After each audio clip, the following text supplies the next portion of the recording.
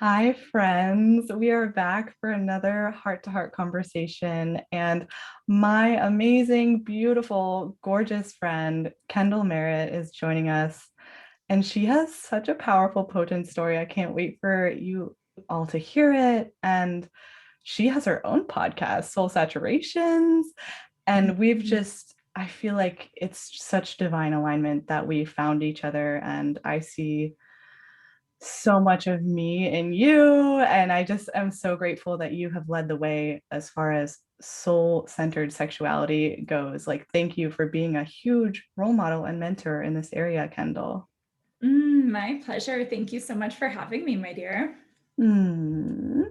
So, you have a special little gift for us, is that right? Yes, I would love to guide everyone through a pleasure meditation. So I like to say, setting the mood and honoring the woo of all things. So when we really start to get into soul centered sexuality, everything is energy. And so just to take a moment to honor the physical container of you and tap into that beautiful energy flowing through you and around you is where we'll go. Hmm. Yes. So, I mean, if you're listening, maybe even light a candle, lay Mm. down, do what you need to do to get into that space of no distraction and just to drop in and meditate for you. Yes. So if you are able to close your eyes and come into the present moment as you take a few deep breaths, allow yourself to fully arrive here, right now. As you let the cells in your body start to quiet and start to settle, just notice what's around you. Maybe notice the temperature in the room, any sounds surrounding you. If you're outside, maybe feel the sun on your face or imagine what that warm, glowing feeling feels like. And just start to notice your body. This is your sacred temple, your temple of pleasure. This is your physical container that holds the beautiful spiritual, energetic being that you are. And as you take a moment to connect with your physical body, just send so much gratitude for your beautiful physical being of holding you in this space and in this life. As you breathe deeply, I want you to think about expanding your breath. And I want you to expand your breath past your chest, past your belly, all the way down into your sex center. Feel those delicious inhales filling you up with so much pleasure. And as you exhale, lift your pelvic floor and run that energy up your spine. Feel the beautiful tingling sensation run up your spine, up your crown, and through your being. Take a few more deep breaths. Think about inhaling and expanding into your sex center and exhaling and lifting that energy up your crown. Take one more deep breath.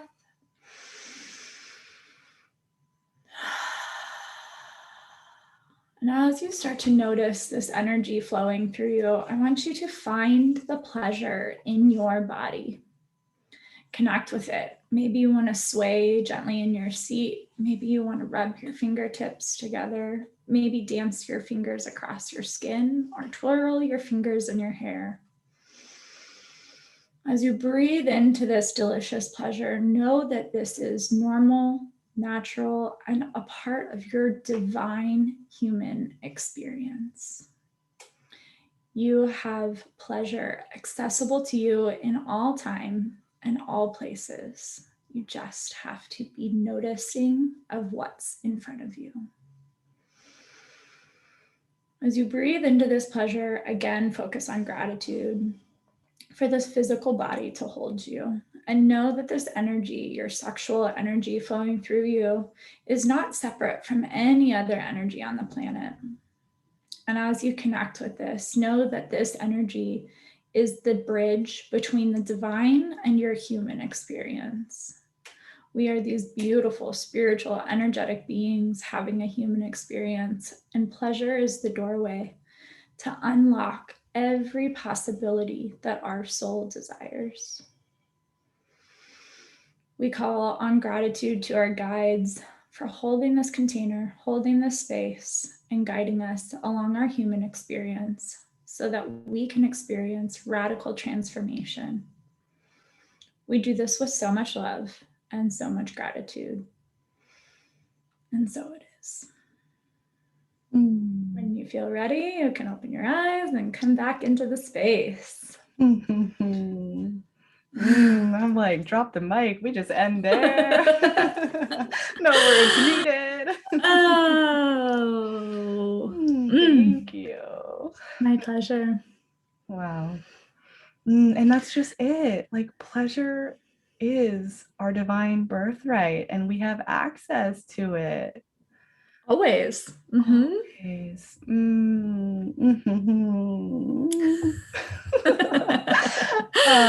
Wow. I kind of want to start there. Of just, okay. Yeah, we're just flowing with it. I love it. Maybe can you talk about maybe a time in your life where you didn't allow yourself to experience pleasure? Yeah, that's a big loaded question. And I think, pleasure is our divine birthright, and our experience that we have often through society, through life, through the way that we were raised, through the school, or what we see on TV, or whatever those experiences are. We don't often honor pleasure the way that we should. And pleasure it is this beautiful divine doorway into our human experience. And so, as I look back on my journey to get to be where I am today, pleasure wasn't always at the forefront of my mind. And, I have an image of myself. Probably I was in high school, and sure, I was, free spirited and fun and dropped into creativity and all the things, but I didn't really understand the power of my pleasure. And I think, when we go through life at that point in time, I was seeking love, I was seeking connection, I was seeking depth, but I didn't consciously understand that. So at that time, I was connecting with all these different people. I was maybe running in circles with people who didn't fully honor me for who I was and what gifts I had to bring to the world. And I was looking to fit in and stand out all at the same time. And so really looking for, who am I? What is my unique gift to bring to the world? And how do I really start to radiate love? But I didn't know what that was. And so when I was in high school, I had a lot of situations happening in my personal life through my family, and situations between who my mother was married to, and relationships that I was personally choosing, and kind of a whole story of things, right? Everybody has our curriculum, our journeys, our experience. And so the way that I was trying to manifest and create love was by using my body to connect with people, because I thought that if I could use my body to connect, that would be a way to feel love.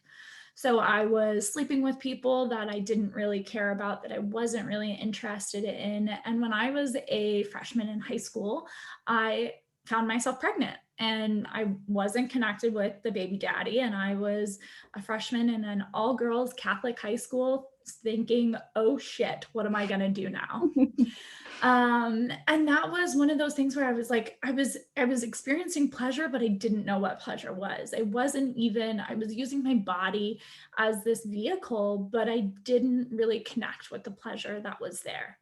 And so as I found myself pregnant as a freshman in high school, I was really given this divine gift of contrast and the ability to look at what my current experience was, what my current life was, and to say, is this what I want to experience? Is this what I want for my current reality or my future reality? And it gave me the opportunity to go deeper and to really find that source of power within, and that source of pleasure.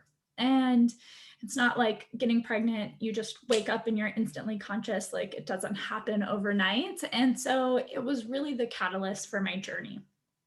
I ended up having my daughter a week after my 16th birthday.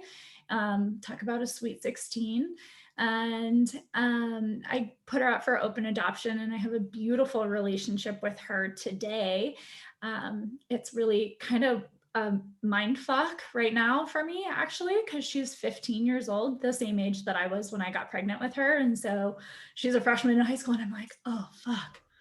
That's like, that's where I was. And so it's such a gift to be able to be a support in her life and to be able to connect with her. And that really is the catalyst for a lot of the work that I do, is to be able to give tools to adults as well as the future generations so that we can raise that next level of consciousness, so that next level of conscious levers, to be able to say, hey, your pleasure is sacred. How do you connect with it? How do you honor it? And so as I went through my journey, I finished high school, I went to college, I did all the things. I had this high powered, fancy corporate career where I was coaching executives and leaders and standing in front of the room of hundreds of people and working with global organizations and brand strategy and leadership development and revenue generation. And what was so striking to me is throughout all of these leaders that I was working with, they were still missing that connection to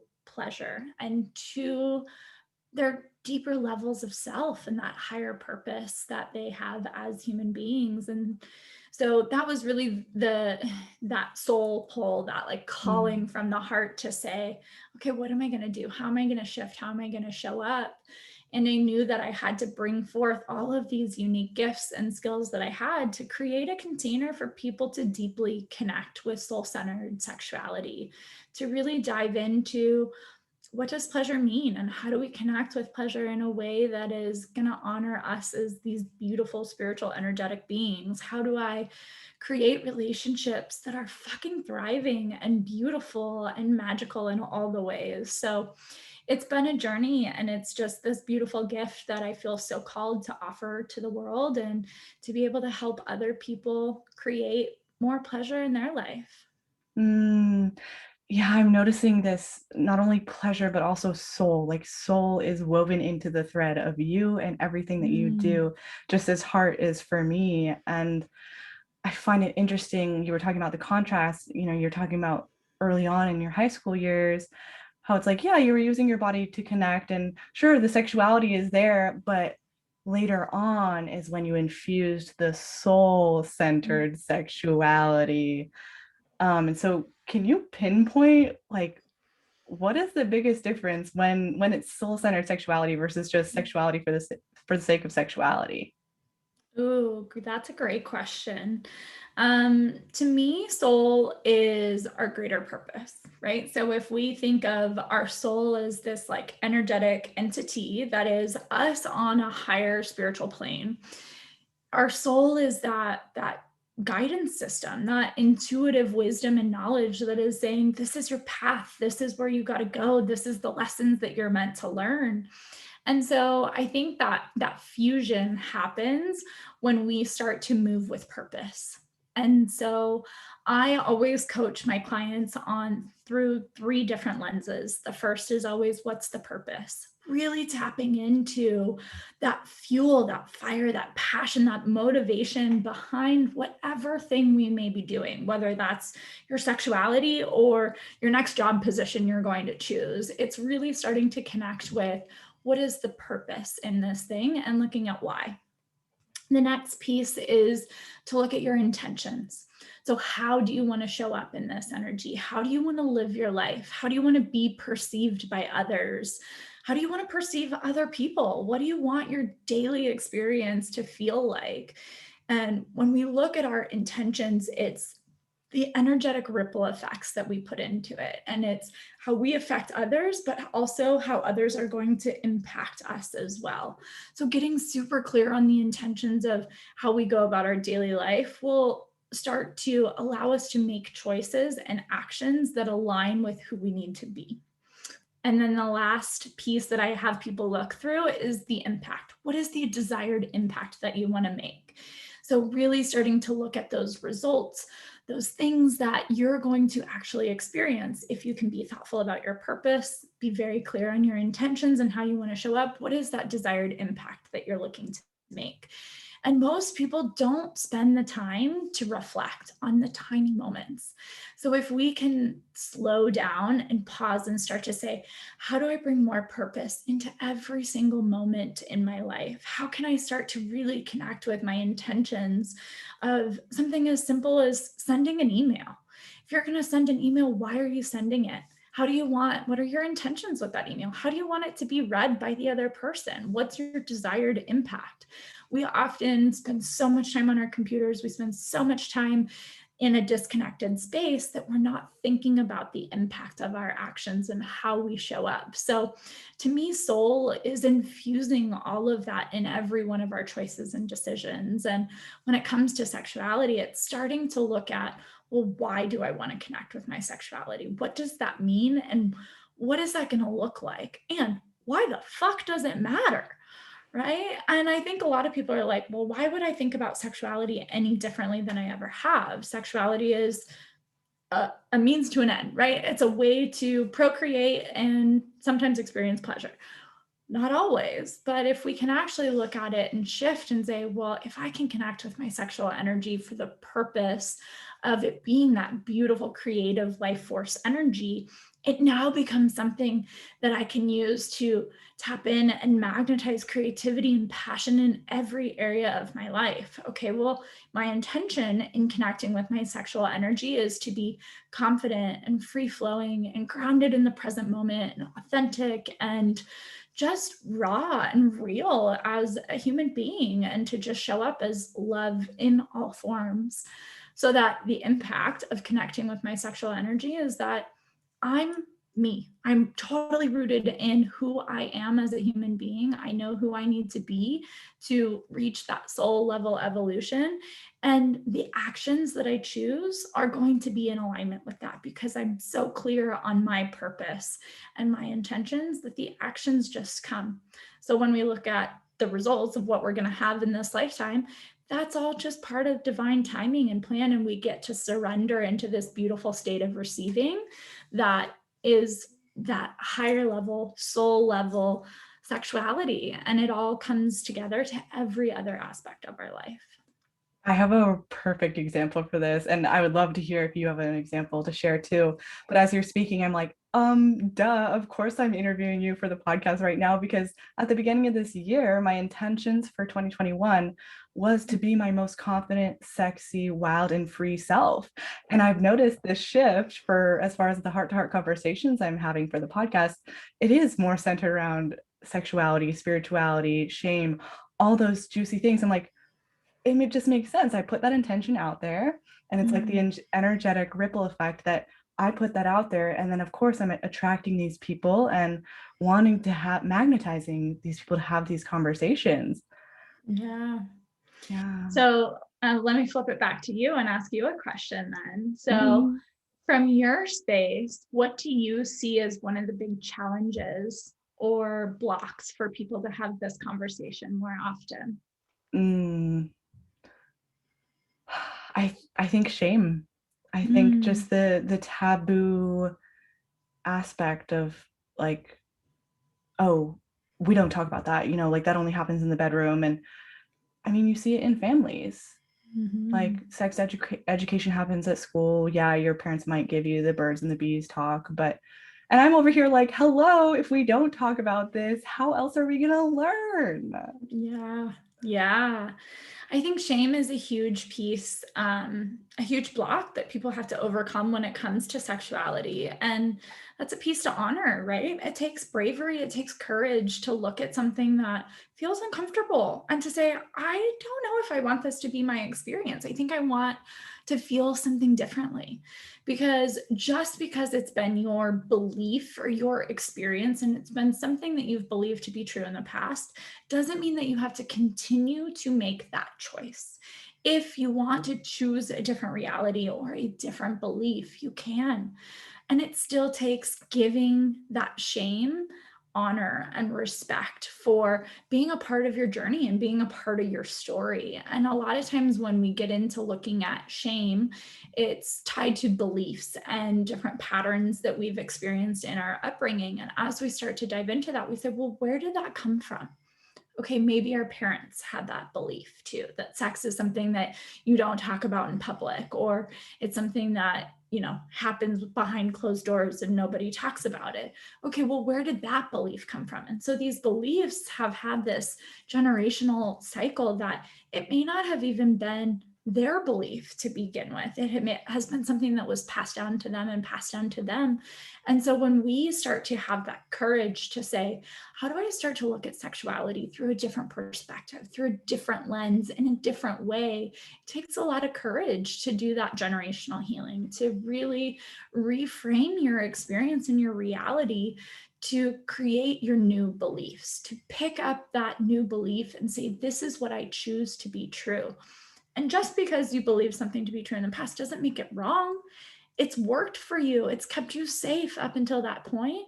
But if you don't want that as your current reality, you have to make a choice to pick a new belief, to pick up a new tool so that you can create a reality that feels fucking expansive and beautiful and like opening to all the divine possibilities in your lifetime.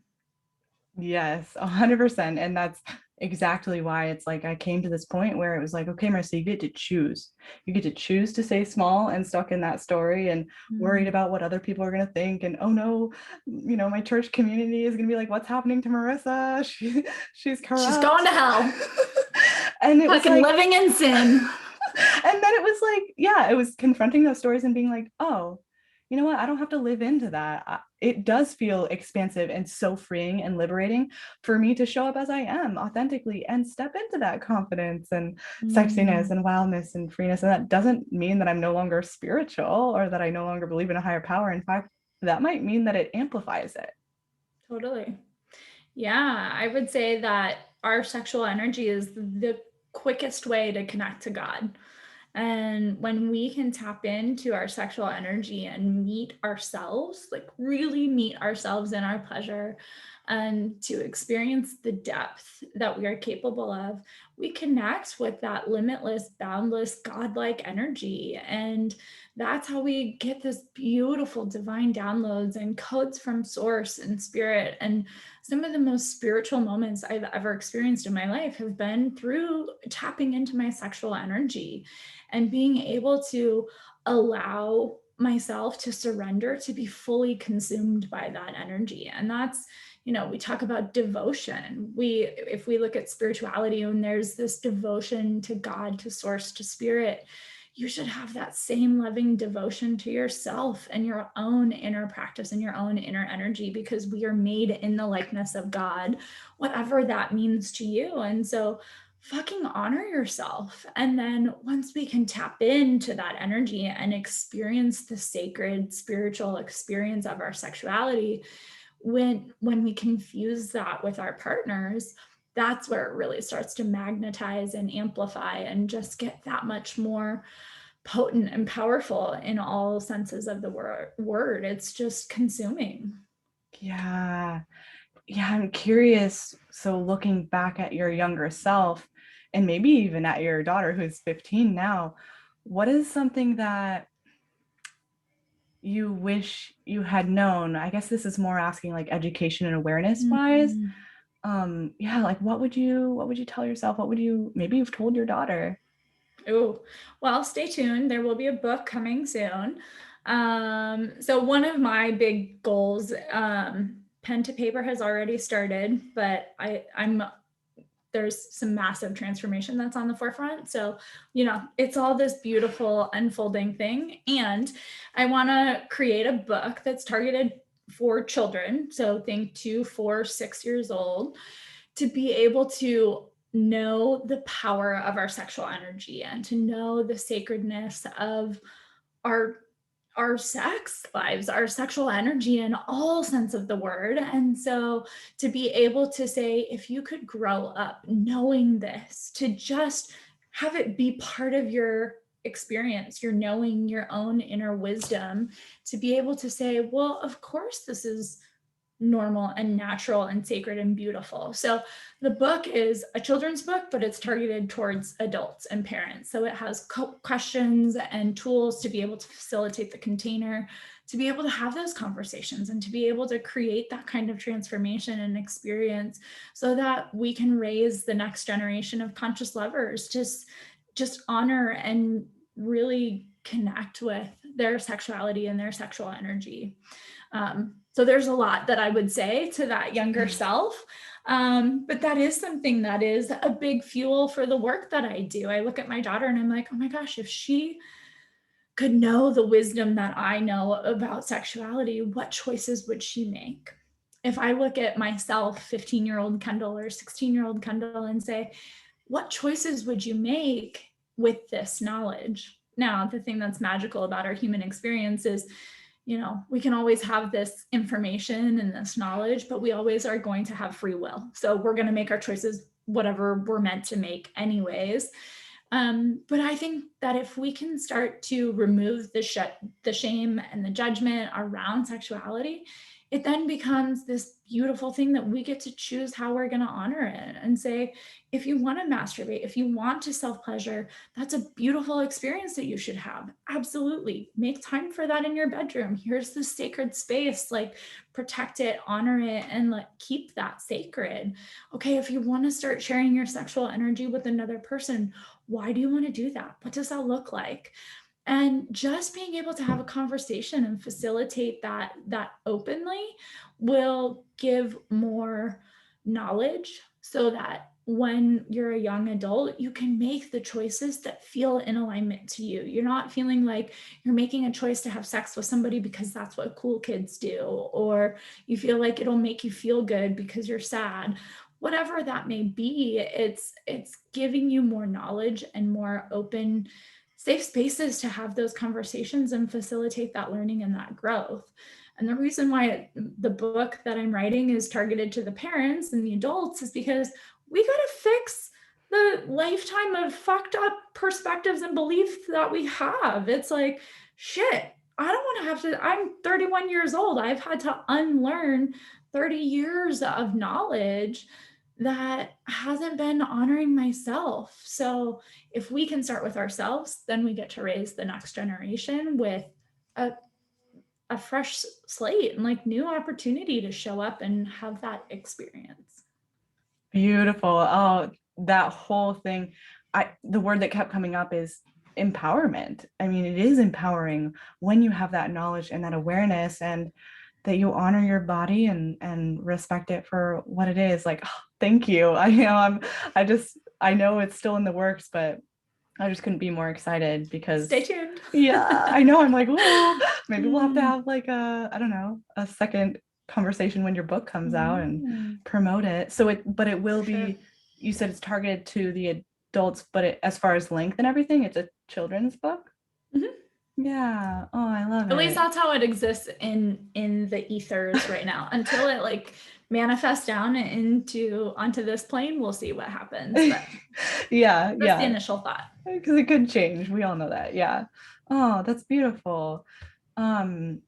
So this might be shifting gears a little bit, but when I think of you, I and your partner, I love your rituals and just the boundaries that you have in place. And if you could open up and share a little bit more of what you've done to improve your communication and help with boundaries such that you have a thriving relationship.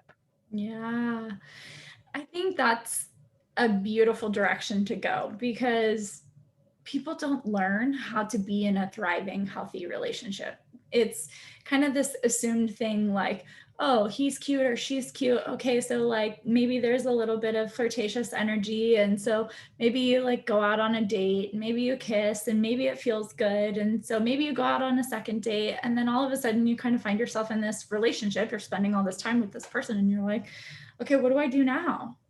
And we're just expected to know what it's like to be in a healthy relationship, to have open, healthy communication, and to really be successful. And, we don't know what we don't know. And if our parents aren't talking about it, I know for me, my parents divorced when I was little, but if I look at other relationships that I experienced in my lifetime, sure, there was healthy relationships, but it wasn't necessarily the type of soul-filling, thriving, intimate, passionate, delicious, consuming relationship that I want to have, nor do I want to set that example for my children. So it takes some work to actually say, what is a healthy relationship? What does that look like? And to really start to think about, what do you want it to feel like? What do you want that experience to look like on the day-to-day? But there's a lot deeper levels to go into, where we start to look at the dynamics between the masculine and feminine and creating polarity and all these different things that those are a lot of buzzwords right now. If you go on social media, it's like, oh, here's the divine masculine, here's the divine feminine, lean into the feminine, create polarity. And it doesn't feel deep enough. There's not enough authenticity and knowledge in that to be able to fully embody it. Embody is another fucking buzzword in social media today. It's like, oh, I'm going to be this embodiment coach. Okay, great. Do you even fucking know what embodiment means? Like, it's obviously something I get kind of passionate about. And when I look at my partnership and my relationship, it has been a journey, and it has been a journey through experiencing polarity to losing polarity to saying, okay, we got to reestablish a new container to say, what are those expectations that we have? What do we want this to look like and to feel like? And the biggest thing that we have together is to grow. We don't want to be stagnant. We're absolutely not settling for staying in one place or one position in our life, because we're both growing businesses, we're both growing as individuals, and we also want to grow together. So it takes identifying, what do you want that to look like first? So some of the clear boundaries that we have set is, we have a schedule that we try to maintain and honor so that we're spending time together, and it's quality time where we can be fully present. So as entrepreneurs, as business owners, there's a lot to do, and there's a lot of conflicting schedules where there's times that I'm working and there's times that my partner is working. So how do we start to create containers for us to build deep connection? So we have a couple of things that we do every single week. So for instance, we have a state of the relationship conversation where we tap in and we check in with each other and we say, here is our protected container. We set the energetic boundaries. We understand the purpose, right? To go back to that purpose, intention, and impact. We know that the purpose is for us to grow together. We're showing up out of a place of radical compassion and love for each other. So that's really the foundation that we stand on. Our intentions with our state of the relationship conversation is to check in, to talk about what's going well. What are we struggling with? What are you really proud of? What's something that you want more of? How's our sexual intimacy? Is there something that you're craving or that you're yearning for? And how do I express pleasure and devotion to you in a different way? There's kind of a whole number of things that we cover on a weekly basis. And because we have that set energetic container, we know that that happens every Monday night. We have that conversation, whether it's before dinner or as we're cooking dinner, we kind of have this beautiful space, so that maybe it's Thursday and something happens and I'm kind of like, oh, like that didn't feel good. It may not be the right time if he's in the middle of a big work thing, or I've got something going on and my weekend is booked. It's not always the right space to have that conversation. So I know, okay, on Monday, I can bring up this thing and then we can really dive into it and dig into the deeper levels and the energetic work that we need to do surrounding that thing. So we always have our state of the relationship conversation on Mondays. We like to protect our Friday nights for date night, whether that's a date night in or we get dressed up and we go out to dinner. Like, that's one of our favorite things to do for a date night is, what's a new restaurant to go to? Or what's one of our favorite restaurants? Like, what are you really craving? And it's just like, okay, we know 5 o'clock on Friday, we're shutting it down. We're closing up our businesses and we're going to go, and it's just a time for us to have fun and chat and talk, and we can talk about business, we can talk about fun. So we protect those particular days, and then we give space throughout the week to where if you need to work late or have meetings or go to happy hour with friends or do things, those things we build in We always protect our weekends, Saturday and Sunday. We have big chunks of time in the morning for our movement practice, and then what I like to call uninterrupted intimacy. So scheduling uninterrupted intimacy means, yes, put sex on the calendar. So when we start to think about pleasure and what it takes to fully drop into an embodied sexual practice, it takes time. It's not just fucking 7 minutes of pounding to a fucking sneeze orgasm. There's so much more to pleasure and so much more to that beautiful intimate connection. So we put a 2 or 3 hour time block every Saturday and Sunday morning for us to just connect. And we'll also honor our own different erotic desires. So if I'm yearning for more energetic and sensual type of experiences, we know that that's happening. If my partner is craving something a little bit more kinky or intense, then we can know that that's on the calendar. And then that gives us the whole week to build up this excitement and things to look forward to. And then all the sex that we have throughout the week is just like little bonus add-ons on top of, we already know our time is protected for that scheduled uninterrupted intimacy. And then on Sunday, we close up our week by saying, okay, what do you have coming up this week? What's on your calendar? When are we going to prioritize our time together? When do we want to have our state of the relationship conversation? Monday works for you. Good, good. Okay. And then we move through. So that's kind of our week flow, is that we have to have these clear boundaries, because if we don't, our energy leaks out and our partnerships become not the priority. So if you think about prioritizing, right? What's your priority list? The priority list should always be yourself first. So I make sure that I have at least 2 days of self-pleasure meditation. My meditation and embodiment practice happens every day, but I especially try to make sure that I have self-pleasure booked in at least 2 or 3 times a week for myself. So always taking care of yourself first. Your movement practice, your water, your sleep, all those things that are going to make you show up as the best version of you. The next should be your partner, always, because your partner is going to be the one who takes care of you when you can't take care of yourself. So that should always be priority number 2, and making sure that that's on the calendar and on the schedule. If you have a family, that should be number 3 priority, is like your family is an extension of you and your partner. So making sure you prioritize your children. And then number 4 comes work. So once we can pour ourselves into our work, it's that thing that happens after everything else is taken care of. And I know a lot of entrepreneurs are like, fuck no, like it's always work first. Like work is taking care of myself, but there's more depth that happens that is available when we can prioritize our connection to source and spirit and self. So those are some of the containers we start with. Oh, I so appreciate your transparency and openness, because where else do we hear about this? And I might even include some of those questions in the show notes for people if they're craving and the structure and wanting to go about it themselves. Yeah, I also want to point out that maybe, looking at this, it's like, oh, that structure, and it could to some people maybe feel limiting or constraining, but a little perspective shift for you all, because I'm sure you would agree, Kendall, where it's like that structure and that container that you guys have set, Monday, Friday, the Sunday check-in, it allows for freedom. And like you said, there's no longer that energy leak. Yeah. And I think the simplest perspective shift, I get that a lot with my clients where they're like, wait, you mean I have to have sex? It's like, no, you don't have to, you get to. That's the shift. Instead of, oh, I'm having to spend this time, I'm having to make these schedules, instead of shifting that energy to say, I get to, and being able to say like, wow, this is something I get to be that much more attentive and present and focused on. So of course it's going to feel different and it's going to feel good. So I think it is a simple, fundamental shift of your perspective. And when we can do that, it does, as you say, create more freedom. So it's like, okay, it's Thursday.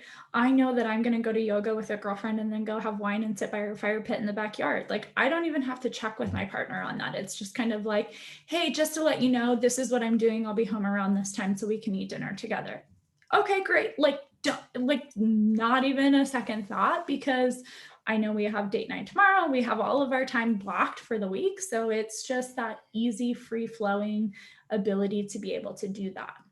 Yes. Yeah, so good. Mm.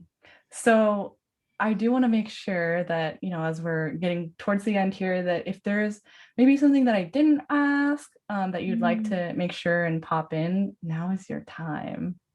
Oh, I mean, there's so many different layers we can go. I can talk about sex and partnerships and relationships all day long. Um, hmm. I think that the one thing that I want to just leave people with is the opportunity to meet themselves and meet themselves in their pleasure and know that pleasure is healthy and it's beautiful and it's yours to claim. And when you can make that space to create a practice that honors yourself and really comes from that space of devotion to self, then you get to tap into that beautiful soul yearning of pleasure that exists within your body. And so, the more that you can make that space for you, the more fully you'll be able to meet a partner when you're ready to do that. Coming full circle, we started with the pleasure meditation, and here we are closing it out with pleasure and meeting ourselves in that pleasure. Mm. So perfect. How can people find you? Because after this conversation, they're going to want more of you. Yes. Oh, please. I have endless supply to give. I would say the easiest way to connect with me is on Instagram at Soul Saturation. So give me a follow, send me a direct message, any questions that you have. That's a really easy way to get in touch with me, to honor some of the censorship that exists on Facebook and Instagram. I also am a channel on a platform called pleaseme.com. I love to give them a shameless plug. You can find the link to join the digital sexual revolution in my bio on Instagram. So Please Me is a really cool platform. I love talking about it. So it's a woman-owned business organization.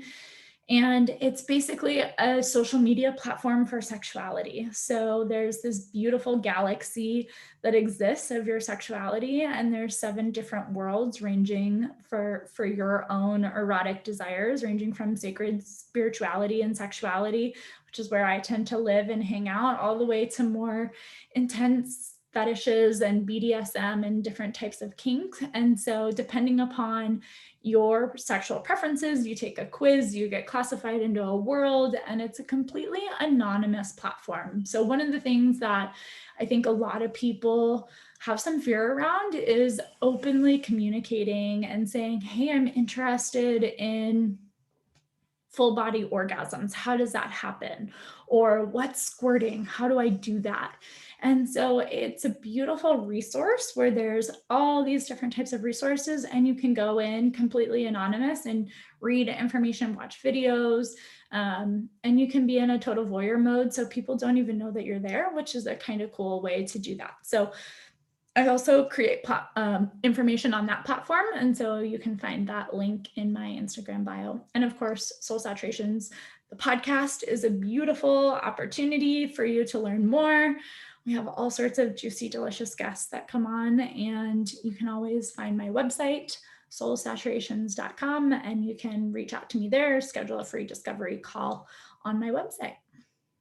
Wow. So there is no lack of ways to reach out and No. find Kendall. And thank Yes. you for that little plug for Please Me. I've never heard of that, but I'm intrigued. So I'll send you the link so that you can put it directly in the show notes. Perfect. Yeah, thank you.